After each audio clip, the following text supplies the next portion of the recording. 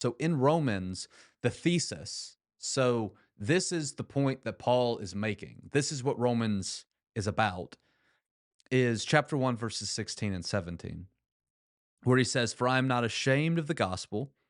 It is the power of God for salvation to everyone who has faith," or to everyone who believes, pistis, same word in Greek, "to the Jew first and also to the Greek.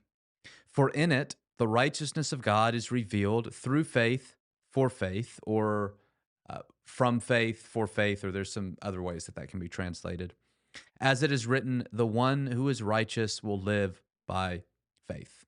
So, this is what Paul says the purpose of the letter is. It's to expound upon the good news, the euangelion, the gospel, that God has offered salvation to everyone who has faith. That's the good news, that everyone who has faith, God has offered this salvation to them, first to the Jew and then to the Gentile. There's the Jew Gentile Mhm. relationship, once again, which I think is the context for which Paul is writing. And first to the Jew, then to the Gentile. I think that simply means that salvation first came to the Jews and through the Jews, in other words, Jesus and the early church, and then it's spread now to the Gentile world. So first to the Jew and then to the Gentile, this good news of salvation to all who have faith has come.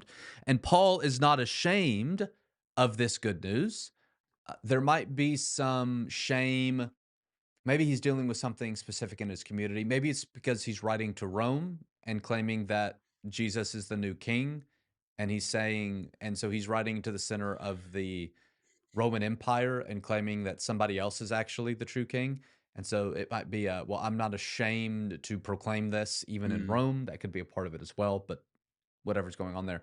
Paul says that he is not ashamed of this good news because it reveals God's righteousness, or it reveals the righteousness of God.